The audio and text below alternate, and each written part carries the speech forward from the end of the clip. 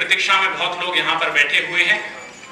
मित्रों, जिनकी किताब का विमोचन भी आज हुआ, उनका अगर मंचीय चेहरा आप देखें तो वो एक हास्य व्यंग के कवि हैं, लेकिन अगर उनके आप अंदर जाएंगे और उनको अंदर से टटोलने की कोशिश करेंगे तो आपको पता चलेगा कि मंच से हास्य व्यंग के कवि के अंदर एक बड़ा गीतकार भी छुपा हुआ है। ऐसे कम उम्र के बड़े रचनाकार बड़े भैया विनोद पांडे जी को आपके बीच में आमंत्रित करना चाहता हूं। और सिर्फ मंच पर 2 ही लोग ऐसे हैं जिनको आपने तमाम बार न्यूज 18 इंडिया के माध्यम से देखा होगा, आदरणीय बड़े भैया विनोद पांडे जी और आदरणीय दादा आजाद शत्रु जी। मैं मित्रों उनकी भूमिका में सिर्फ इतना कहना चाहता हूं, देखिए साहब, हंसना मुस्कुराना बहुत जरूरी है, क्योंकि हंसी एक ऐसी अरबाज है जो भगवान ने सिर्फ इंसान को दी है। संसार का कोई भी प्राणी आंखों से आंसुओं का समंदर बहा सकता है, लेकिन हंस नहीं सकता, मुस्कुरा नहीं सकता। आपने कभी ऐसे नहीं देखा होगा कि कोई गधा आपको देखकर मुस्कुरा रहा है। अगर कोई गधा आपको देखकर मुस्कुराने लगे तो आप समझ जाइएगा कि वो इंसान बनने की प्रक्रिया में है। और अगर कोई इंसान हंसने की बात पर भी मनहूस की तरह बैठा हो तो भी आप समझ जाइएगा वो कौन सी प्रक्रिया में। यहाँ भी बहुत सारे लोग इसी प्रक्रिया के बड़े भैया विनोद पांडे जी सम्मेलन में हमारे युवा साथी हैं। अब युवा साथी जो है वो थोड़ा तेज चलेंगे, तो इनको आप ऐसे समझ लीजिए कि ये नए मॉडल की मोटरसाइकिल है और हम थोड़े पुराने हैं, तो हमको आप एलेमल वेस्पा समझ सकते हैं। धीरे धीरे हम स्टार्ट होंगे, जब स्टार्ट होंगे तो आपको पूरा मजा आएगा। कुशल कुशवाहा बहुत बढ़िया संचालन कर रहे हैं। इन्होंने मेरे बारे में जो कुछ बताया आप समझ गए होंगे कि मैं बहुत बड़ा कवि हूँ। अब जब समझ गए हैं तो एक बार मुझे बताइए कि हाँ मैं बड़ा कवि हूँ। ये सारा मामला कॉन्फिडेंस में होता है। और गाजियाबाद के लोग तो बड़े और बड़े कॉन्फिडेंस में होते हैं। मैं आपको एक बात बताऊं, अभी गाजियाबाद में एक मास्टर जी ने एक लड़के को उठा करके पूछा कि बेटा एक बात बताओ, 1869 में क्या होता है? लड़का खड़ा हुआ, बोला गुरुजी 1869 में महात्मा गांधी जी का जन्म होता है। दूसरे को उठाते हैं, उसको कुछ पता नहीं, लेकिन उसका कॉन्फिडेंस लेवल देखिए। उसको उठा के पूछते हैं 1872 में क्या होता है? लड़का खड़ा हुआ, बोला गुरुजी 1872 में महात्मा गांधी जी 3 साल के हो गए होते हैं। ये अपना अपना कॉन्फिडेंस है। एक बच्चे को मास्टर जी पढ़ाते हुए बोले देखो, पढ़ाई लिखाई अपनी जगह है, ठीक है करो, लेकिन भगवान पे भरोसा रखो। अगर भगवान पे भरोसा रखोगे तो तुम्हारी सारी मनोकामना पूरी होगी। लड़का खड़ा हुआ, बोला गुरुजी खाक मनोकामना पूरी होगी, अगर पूरी होनी होती तो आपका ट्रांसफर किसी और स्कूल में हो गया। तो ये गाजियाबाद के बच्चे हैं, और बच्चे ही नहीं बड़े भी बड़े टैलेंटेड हैं। मैं एक हादसा बताता हूँ, कैसे बड़े भी अपने चंचलता में कैसे गड़बड़ हो जाता है। मामला आप सुनिए। हमारी शादी हुई थी गाजियाबाद में। हमारे भी एक फूफा जी हैं, आप सब लोग किसी न किसी के जरूर फूफा होंगे। हमारे बड़े कवि अध्यक्षता कर रहे हैं बड़े भैया आजाद शत्रु जी। मैं आपका ध्यान चाहूंगा, आप भी किसी न किसी के जरूर फूफा होंगे। और 4 लाइनें सुनिए, बिल्कुल आनंद आएगा। मैं बता रहा हूँ सही, मुझे तो कभी कभी ऐसा लगता है कि शत्रुघ्न सिन्हा जी मोदी जी के पिछले जन्म में फूफा ही रहे होंगे।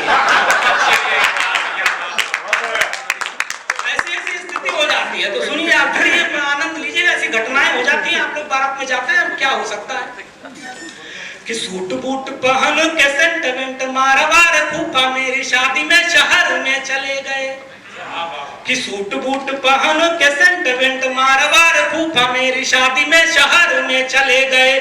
घुड़ चढ़ी वक्त बुआ संग नाचने लगे तो शर्मा के आधे लोग घर में चले गए। कि सूट बूट पहन के सेंटिमेंट मारवार फूफा मेरी शादी में शहर में चले गए। घुड़ चढ़ी वक्त बुआ संग नाचने लगे तो आधे लोग शर्मा के घर में चले गए। और नागिन डांस करने लगे थे लोट लोट। कि नागिन डांस करने लगे थे लोट लोट। ऐसा नाचे सबके नजर में चले गए। कि नागिन डांस करने लगे थे लोट लोट। ऐसा नाचे सबके नजर में चले गए। और जाने कैसे टांग फिसली सड़क पे ही इकलौते फूफा जी गटर में चले गए। ऐसे हादसे हो जाते हैं। हम तो हादसों के साथ में रहते हैं। साहब एक बात बताऊं, मैं जो कविता पढ़ता हूँ आनंद के लिए पढ़ता हूँ। मैं आनंद का कवि हूँ। मेरे कविता का जो मकसद है वो जन जागरण, लोक जागरण है। अगर इसमें आप सब लोगों को कोई टैलेंट वाली बात मिल जाती है तो ये आप सब लोगों का टैलेंट है। लेकिन मैं इसके लिए कोई विशेष मेहनत नहीं करता। देखिए ज्ञानी लोग कहाँ कहाँ से ढूंढ लेते हैं। आजकल तो ऐसे भी ज्ञानी हैं जो तू तारा में भी अनुप्रास अलंकार ढूंढते हैं। तो ये ऐसा जमाना चल रहा है, इसमें हम कुछ नहीं कर सकते। पूरा देश ज्ञानियों से भरा है। मैं एक और टैलेंटेड आदमी से आपको मिलवाता हूँ, पुनीत जी सुनिए। पिछले साल उत्तर प्रदेश में सत्ता परिवर्तन हुआ, योगी जी सरकार में आए। योगी जी सरकार में आकर के कई सारी योजनाएं लागू की। आप सबको योजना पता है, उसमें किसका फायदा हुआ किसका नुकसान ये तो मुझे नहीं पता, लेकिन एक मेरे मित्र का नुकसान हो गया। 4 लाइनें सुनाता हूँ, सुनिए और आनंद लीजिए। स्वागत भी कि रामलाल ससुराल से चले जो घर को तो सोचते ही रहे प्रभु बंधन अटूट दिया। रामलाल ससुराल से चले जो घर को तो सोचते ही रहे प्रभु बंधन अटूट दिया। मान सम्मान मिला साला सरहज से वो सास ने घड़ी दिया और ससुर ने सूट दिया। रास्ते में सफर का आनंद ले रहे थे, कि रास्ते में सफर का आनंद ले रहे थे, उत्तर प्रदेश ने जरा भी नहीं छूट दिया। कि रास्ते में सफर का आनंद ले रहे थे, उत्तर प्रदेश ने जरा भी नहीं छूट दिया। गौना करा के अपनी ही बीवी ला रहे थे, रोमियो समझ के दरोगा जी ने कूट लिया। ये घटनाएं हैं, ये घटनाएं सब अपने आप घटती हैं। इन सब घटनाओं के लिए कोई विशेष मेहनत नहीं करना पड़ता, केवल कॉन्फिडेंस का मामला है और सिवाय कॉन्फिडेंस के कुछ होता ही नहीं। आजकल समझ लीजिए कि हर जगह हर आदमी में एकदम कॉन्फिडेंस भरा पड़ा है और हर जगह वही मामला है। चाहे अपने देश की ले लीजिए, चाहे राज्य की ले लीजिए, चाहे राजनीति की ले लीजिए, हर जगह आपको जो आदमी दिखेगा बिल्कुल कॉन्फिडेंस। अब ये कुशल भाई समस्या हो जाती है, लोग कंफ्यूजन हो जाती है। जब कंफ्यूजन में होता है तो मामला बड़ा गड़बड़ होता है। मैं अभी पिछले दिनों बैंक में गया, वहां बैंक मैनेजर हमको घूर के देख रहा है। मैंने कहा क्या बात है भाई, ऐसी क्यों देख रहा हूँ? बोला आपका चेहरा नीरव मोदी जैसा लगता है। मैंने कहा कि दाढ़ी रख लूंगा तो विजय माल्या जैसा लगूंगा, तो बाहर भाग जाऊं। सर ये लगने से क्या होता है? अब हमारे एक कुशल भाई है, इनको देखिए, इनका चेहरा एकदम अखिलेश यादव जैसा लगता है, लेकिन मजाल है कभी इन्होंने किसी टोटी को हाथ लगाई।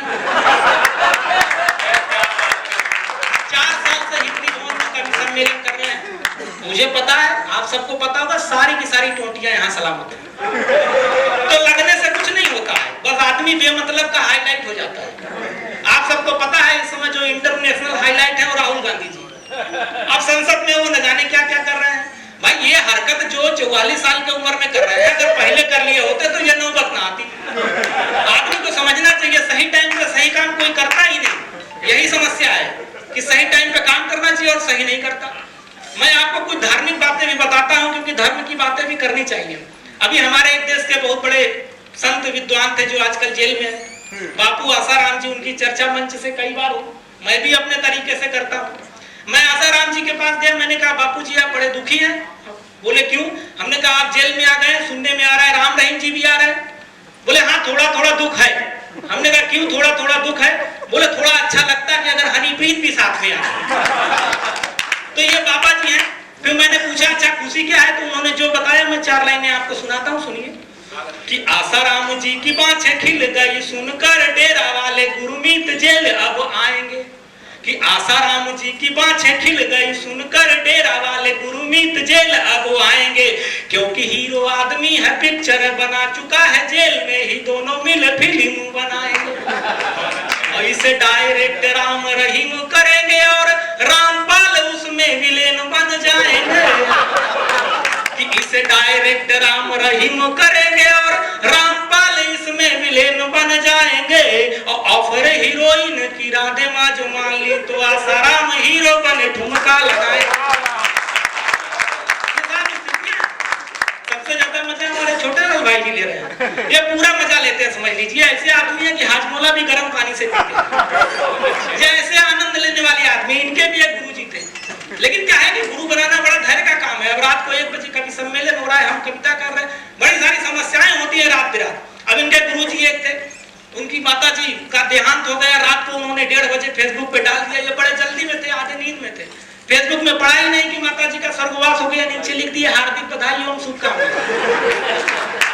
ऐसी स्थिति हो जाती है। अब मुझे लग रहा है कि पर्याप्त समय हो रहा है। मैं एक छंद पढ़ता हूँ, 15 अगस्त है। आप सब लोग सोच रहे होंगे कि सारे लोग देशभक्ति भक्ति की बात कर रहे हैं, मैं देशभक्ति की बात नहीं कर रहा हूँ। तो ऐसा बात नहीं है कि मैं देशभक्त नहीं हूँ, मैं भी बहुत बड़ा देशभक्त हूँ, मेरे अपने स्टाइल का देशभक्ति है। अब आप लोगों को मैं सिद्ध करूंगा कि मैं कितना बड़ा देशभक्त हूँ। एक छंद सुनिए कि स्वच्छता मिशन जोर शोर से शुरू हुआ तो गंदगी पसंद वालों का दिल पिघल गया। मोदी जी देखिए बहुत बड़े बड़े काम कर रहे हैं, स्वच्छता मिशन बड़े सारे अभियानों में सब सहयोग भी कर रहा है। हमारे यहाँ के भी सांसद महेश शर्मा जी, हेमा मालिनी जी भी पिछले महीने उन्होंने कहा कि मैं चाहूँ तो मुख्यमंत्री बन सकती हूँ। हमने कहा जरूर बन सकती है, लेकिन केंट का आरोप कौन पीछेगा? ये सब समस्याएं हैं, सब आदमी कर सकता है, लेकिन उसकी अलग अलग जिम्मेदारियां हैं। कि स्वच्छता मिशन जोर शोर से शुरू हुआ तो गंदगी पसंद वालों का दिल पिघल गया, और हमने भी कसम उठाई स्वच्छता की और कई बार फिसल फिसल के संभल गया। कि एक बार मुंह में जो मच्छरों का पूरा झुंड, एक बार मुंह में जो मच्छरों का पूरा झुंड भक्त से घुसा तो मन अपना मचल गया, और थूकना था मुझे परदेश हित के लिए मैं वंदे मातरम बोल सबको निकल गया।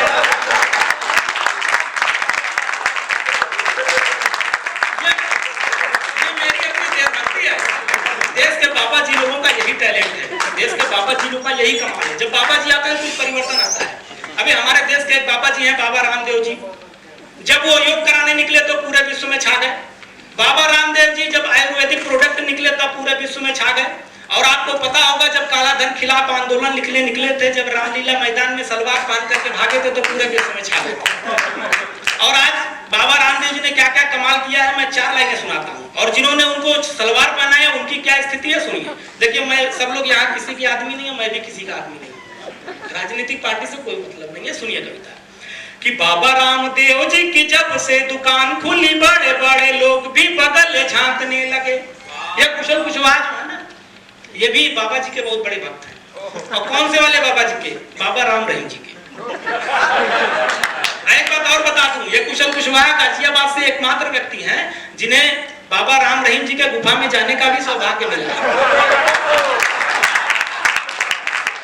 और सौभाग्य ही नहीं, एक बार एक कवि सम्मेलन का संचालन भी वहीं करके आए हैं, और उनका आशीर्वाद मिला है, बहुत निखार आया है इनके संचालन में। उनका जोरदार तालियां बजाएं। रामदेव जी की जब से दुकान खुली बड़े बड़े लोग भी बगल झांकने लगे।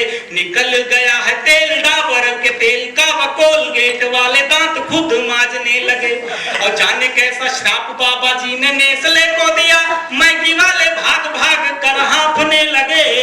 कि जाने कैसा श्राप बाबा जी ने नेस्ले को दिया, मैगी वाले भाग भाग कर हाँफने लगे। और पहनाई जिसने थी सलवार बाबा जी को, आज वो पजामा अपना संभालने लगे। बाबा जी के योग सब दबी भावनाओं के उफान दिखने लगे। नए नए लड़के भी योग करने लगे हैं, सूख गए थे जो बलवान दिखने लगे। मल्लिका बिपाशा और दीपिका से बनने की लाखों छोरियों के अरमान दिखने लगे।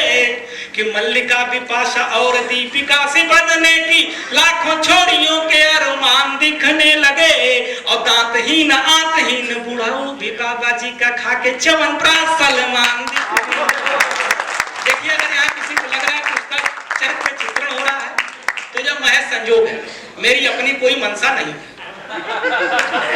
अब मैं अपने पारी यहीं पे समाप्त करता हूं, पर मैं चाहता हूं क्योंकि आज मेरे किताब का लोकार्पण हुआ तो मैं उस किताब के 2 बंद पढ़ना चाहता हूं कि आज कविता का भी लोकार्पण हो जाए जो उसमें गीत है। आदरणीय मित्तल जी बैठे हुए हैं, उन्होंने यह अवसर मुझे प्रदान किया, मैं उनको धन्यवाद व्यक्त करता हूं। और ये कवि सम्मेलन हमेशा इसी तरह चलता रहे। 2 बंद सुनिए कविता का और आशीर्वाद दीजिएगा मुझे इस किताब के लिए। कि न्याय धर्म के लिए सारथी बन रथ कौन चलाएगा, द्वेष घृणा की लपट उठ रही प्रेम कौन बरसाएगा। द्वेष घृणा की लपट उठ रही प्रेम कौन बरसाएगा।